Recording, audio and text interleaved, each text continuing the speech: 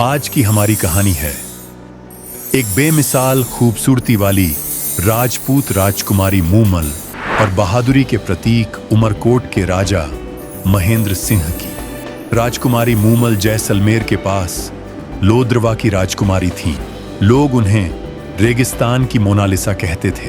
एक छोटी सी गलतफहमी ने इन दोनों के प्यार को उसके अंजाम तक पहुंचने से पहले ही खत्म कर दिया और उनकी प्रेम कहानी थार के रेगिस्तान में अमर हो गई।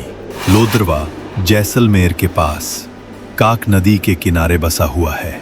वहीं मूमल का महल था जिसे इकथम्भिया महल कहा जाता था। यह महल रहस्यों से भरा हुआ था। महल में अजगर, शेर और सांप जैसे डरावने जानवर रहते थे। लोग डर के मारे इस महल में जाने से कतराते थे।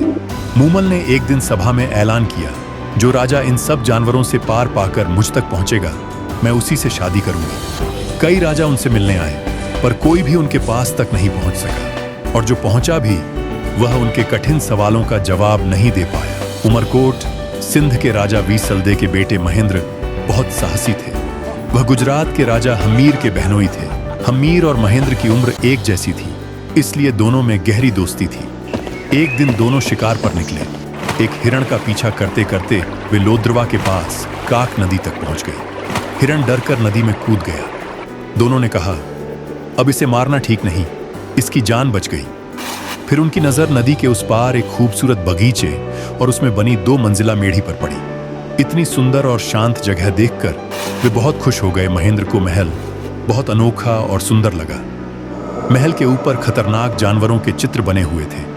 वहीं राजा महेंद्र महल को देखने के लिए बगीचे में अंदर आ गए। वहां उनको एक दासी दिखाई दी। उसने उन्हें रोका। महेंद्र ने कहा, हम शिकार करते करते यहाँ आ गए हैं और बहुत थक गए हैं, थोड़ा आराम करना चाहते हैं। दासी ने उन्हें बताया कि यह महल और बगीचा राजकुमारी मूमल का है, जो अपनी बहनों और सहेलियों के साथ यहाँ रहती है। दासी ने यह भी कहा, वह बहुत सुंदर है और उनकी सुंदरता की चर्चा पूरी दुनिया में होती है। जो भी व्यक्ति राजकुमारी तक पहुंचेगा और उनके सवालों का सही जवाब देगा, वही उनका पति बन पाएगा। यह सुनकर महेंद्र मूमल के बारे में और जानने को उत्सुक हो गए। दासी ने जाकर मूमल को बताया कि एक राजा आया है। मूमल ने कहा, वो हमारे मेहमान हैं, उनकी अच्छे से देखभाल की जाए। राजा महेंद्र वहां रुक जाते हैं और एक सेवक जब उनके पास भोजन लेकर आता है तो उससे राजा ने राजकुमारी मूमल के बारे में जानना चाहा। तब सेवक कहता है कि अगर मैं आपको राजकुमारी मूमल के बारे में बताने लग गया तो सुबह से शाम हो जाएगी। राजकुमारी मूमल इतनी सुंदर हैं कि उनकी खूबसूरती को शब्दों में बयान नहीं किया जा सकता है।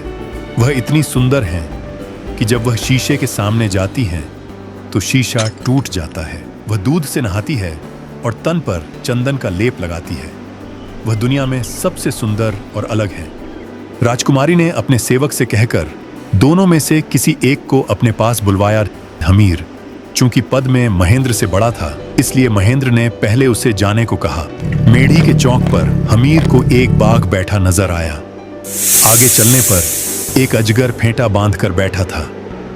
हमीर यह सोचकर भाग खड़ा हुआ कि इतने खतरनाक जानवरों के साथ रहने वाली मूमल कोई डायन है और पुरुषों को मारकर खा जाती है। तब महेंद्र की बारी आई। वह जब आगे बढ़ा तो उसे भी वही बाघ नजर आया। उसने अपने भाले से पूरे जोर से उस पर वार किया और देखा कि बाघ की खाल में भरा भूसा बाहर आ गया। तब वह समझ गया कि यह बाघ नकली है और मूमल उसकी परीक्षा ले रही है। उन्होंने मूमल की सारी परीक्षा पास की और फिर कांच का फर्श पार कर सीढ़ियां चढ़कर महेंद्र मूमल की मेढ़ी में पहुंच गए। आगे मूमल खड़ी थी, जिसे देखते ही महेंद्र ठिठक गया। वह ऐसी लग रही थी जैसे काले बादल में बिजली चमकी हो। एड़ी तक लंबे काले बाल, मानो काली नागिन सिर से जमीन पर लौट रही हो। चंपे की डाल जैसी कलाइयां, बड़ी बड़ी सुंदर आंखें ऐसी लग रही थीं जैसे मद भरे प्याले हों। तपे हुए कुंदन जैसा बदन का रंग। महेंद्र मूमल को देखता ही रहा।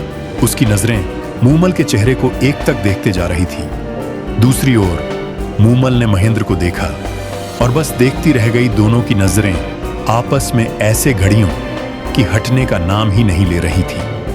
फिर मूमल ने शर्माकर नजरें झुका लीं और महेंद्र का स्वागत किया। दोनों बातें करने लगे। कब बातें प्यार में बदल गईं, पता ही नहीं चला। कब रात बीत गई और सुबह हो गई, इसका भी एहसास नहीं हुआ। सुबह को महेंद्र और हम्मीर अपनी अपनी राजधानी जाने को तैयार हुए। महेंद्र का मूमल को छोड़कर वापस जाने का मन तो नहीं था, लेकिन उनका जाना जरूरी था। उन्होंने मूमल से वादा किया कि वह फिर मिलने आएंगे, और फिर दोनों वहां से चल दिए। पूरे रास्ते महेंद्र को मूमल की याद आती रही। उन्हें हर तरफ बस मूमल ही दिखाई दे रही थी। अमरकोट पहुंचकर महेंद्र को चैन नहीं मिला। उसने ऐसा ऊंट ढूंढा जो रात को लोद्रवा पहुंचे और सुबह तक वापस आ जाए, और वो ऊंट था चीतल। अब हर रात महेंद्र सज धज कर चीतल पर सवार होता और मूमल से मिलने जाता। तीसरे पहर वह फिर चीतल पर चढ़ता और सुबह होने से पहले अमरकोट आ पहुंचता। यह सिलसिला लगभग 8 महीने चला, लेकिन महेंद्र विवाहित था। उसकी 7 पत्नियां थीं। धीरे धीरे उन्हें महेंद्र और मूमल के प्रेम के बारे में भनक लग गई, और यह भी कि हर रात वह चीतल नाम के ऊंट पर सवार होकर मूमल से मिलने जाता। जलन की वजह से महेंद्र की पत्नियों ने महेंद्र को मूमल से अलग करने के लिए एक चाल चली। उन्होंने चीतल के पैर तुड़वा दिए। जब महेंद्र को इस बात का पता चला तो वह बहुत दुखी हुआ, लेकिन उसने फिर से एक ऊंट की तलाश की। यह एक ऊंटनी थी जो तेज तो थी, लेकिन उम्र और अनुभव कम होने की वजह से उसे रास्तों की जानकारी कम थी। रात को महेंद्र एक बार फिर मूमल से मिलने निकल पड़ा, लेकिन वह रास्ता भटककर लोद्रवा की जगह बाड़मेर पहुंच चुका था। जब उसे अपनी गलती का एहसास हुआ तो उसने दुगुनी रफ्तार से ऊंटनी को लोद्रवा की दिशा में हाँका। इस बीच रात बहुत हो चुकी थी और मूमल सहेलियों के साथ महेंद्र का इंतजार करते सो चुकी थी। उस समय मूमल की बहन सुमल भी मेढ़ी में साथ थी। सहेलियों के साथ दोनों बहनों ने देर रात तक खेल खेले थे। सुमल ने खेल में पुरुषों के कपड़े पहन पुरुष का अभिनय किया था, और वह बातें करती करती पुरुष के कपड़ों में ही मूमल के पलंग पर उसके साथ सो गई थी। जब महेंद्र मूमल की मेढ़ी पहुंचा, सीढ़ियां चढ़ जैसे ही वह मूमल के कक्ष में घुसा, उसने देखा कि मूमल किसी पुरुष के साथ सो रही है। यह दृश्य देखते ही उसे लगा जैसे उसे एक साथ हजारों बिच्छुओं ने काट खाया हो। उसके हाथ में पकड़ा चाबुक वहीं गिर पड़ा और वह चुपचाप उल्टे पांव अमरकोट लौट गया। वह मन ही मन सोचता रहा कि जिस मूमल के लिए मैं प्राण तक न्यौछावर करने के लिए तैयार था, वह ऐसी निकली। जिसके लिए मैं कोसों दूर जाया करता था, वह पराये पुरुष के साथ सोई मिली। धिक्कार है ऐसी औरत पर। सुबह आंख खुलते ही मूमल की नजर जैसे महेंद्र के हाथ से छूटे चाबुक पर पड़ी। वह समझ गई कि महेंद्र आया था, पर शायद किसी बात से नाराज होकर चला गया। उसके दिमाग में कई कल्पनाएं आती रहीं। कई दिनों तक मूमल महेंद्र का इंतजार करती रही कि वह आएगा तो सारी गलतफहमियां दूर हो जाएंगी, लेकिन महेंद्र नहीं आया। मूमल उसके वियोग में फीकी पड़ गई। उसने श्रृंगार करना, खाना पीना तक छोड़ दिया। उसकी कंचन जैसी काया काली पड़ने लगी। उसने महेंद्र को कई चिट्ठियां लिखी, पर महेंद्र की पत्नियों ने वह चिट्ठियां महेंद्र तक पहुंचने ही नहीं दी। फिर मूमल ने एक सेवक से गाने के द्वारा महेंद्र तक सच्चाई पहुंचाई और कहलवाया कि वह खुद महेंद्र से मिलने उमरकोट आ रही है। सच जानकर महेंद्र को बहुत अफसोस हुआ। अमरकोट में मूमल के आने का सुनकर महेंद्र ने सोचा, मुझे ही कोई गलतफहमी हो गई, और उसने मूमल को संदेश भिजवाया कि वह उससे सुबह मिलने आएगा। मूमल को इस संदेश से आशा बंधी। रात को महेंद्र ने मूमल के प्यार की परीक्षा लेने की सोची, सो सुबह उसने अपने नौकर को सिखाकर मूमल के डेरे पर भेजा।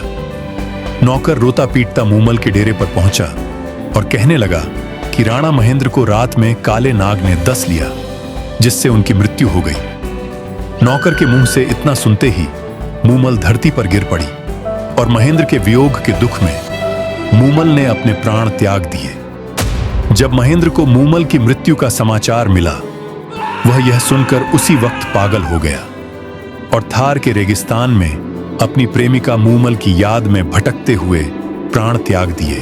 थार के रेगिस्तान में आज भी लोकगीतों में यह प्रेम कथा गाई जाती है। जैसलमेर की प्राचीन राजधानी लोद्रवा में काक नदी के किनारे आज भी मूमल की मेढ़ी के अवशेष मौजूद हैं, जो इस अमर प्रेम कहानी के मूक गवाह बने हुए हैं। मरु प्रदेश में सुंदर बेटी या बहू को मूमल की उपमा दी जाती है। अंतर्राष्ट्रीय ख्याति प्राप्त मरु महोत्सव में भी हर साल मिस मूमल सौंदर्य प्रतियोगिता होती है, जिसमें भाग लेने दूर दराज की कई युवतियां पहुंचती हैं। प्लीज सब्सक्राइब कीजिए और कमेंट में जरूर बताइए कि आपको कहानी कैसी लगी।